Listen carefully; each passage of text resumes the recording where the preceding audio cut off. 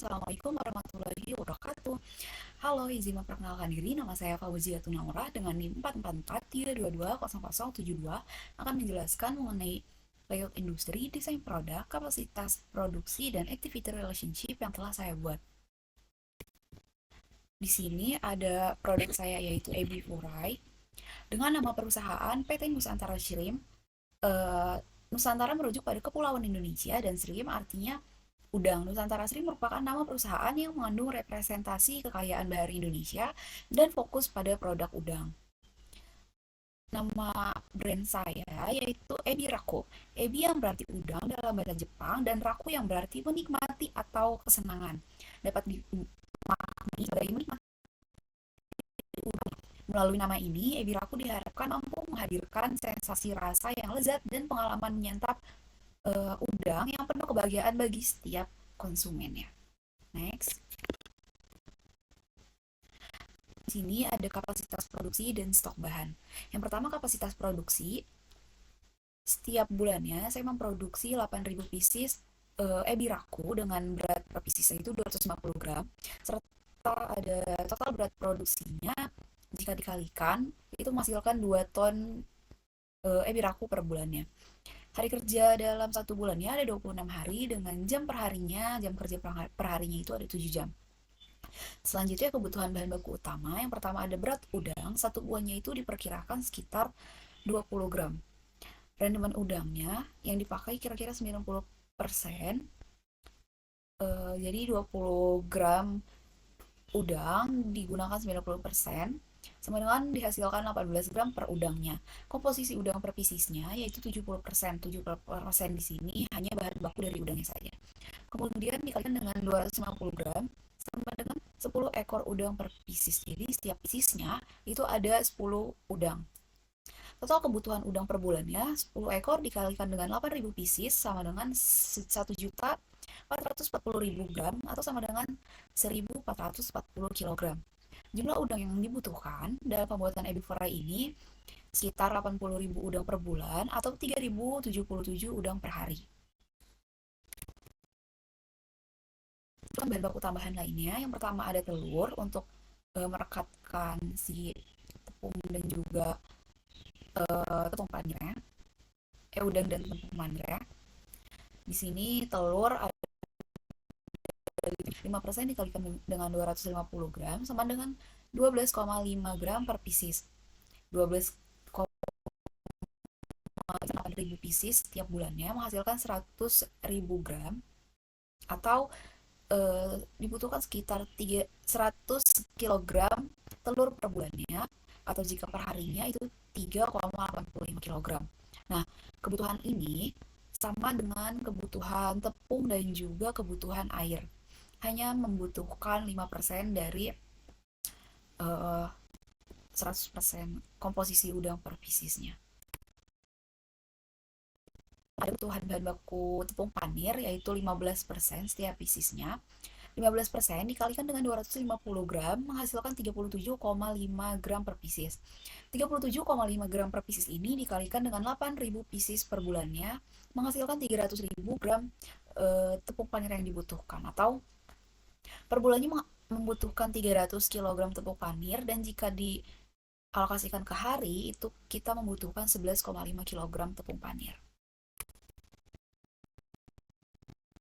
Industri ada ruangan-ruangannya, ada pos satpam, gudang penerimaan bahan baku, ruang sortasi, sterilisasi, cutting dan soaking, coating, pengemasan primer, quality control, pengemasan sekunder, cold storage, laboratorium, ruang karyawan, toilet, ipal, RTH, ruang terbuka hijau, mes karyawan, parkiran, musola, kantor, kantin, ruang listrik, dan RTH area perluasan.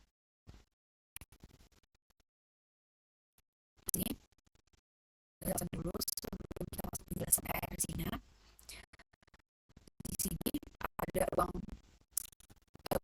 gudang penerimaan kemudian nanti transportasi sebelum masuk produksi.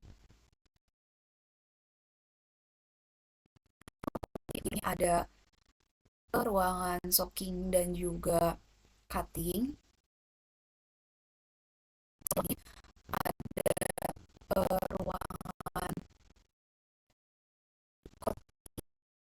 pemisahan masuk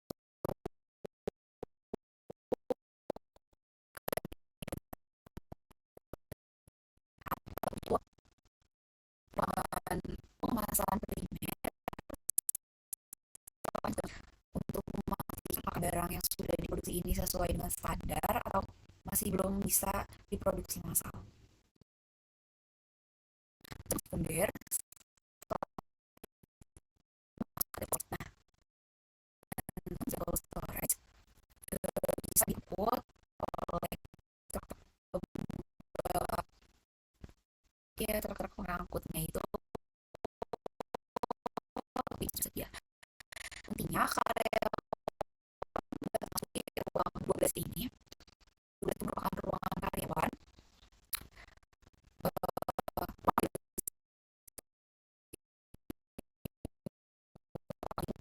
ini merupakan ruang sterilisasi karyawan dan juga ruang operasi merupakan anak laboratorium untuk pengecekan barang produksi.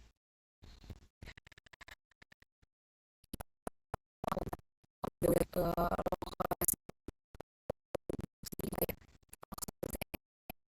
membuka itu untuk area perluasan dari perusahaan dan ada ruangan-ruangan yang tidak terlalu penting untuk diceritakan dalam keterkaitan ARC ini. Mungkin langsung saja dijelaskan keterkaitan ARC-nya.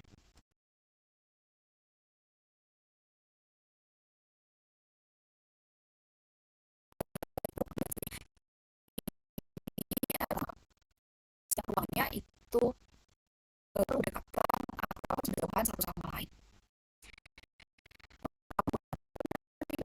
Ruangan nanti akan yang urutan aliran kecap.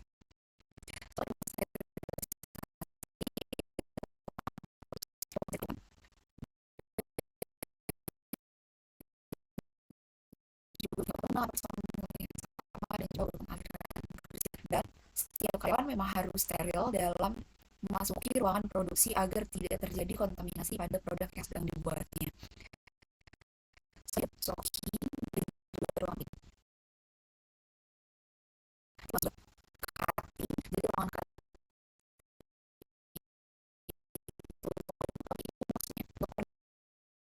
kemudian masuk ke keterkaitan ARC.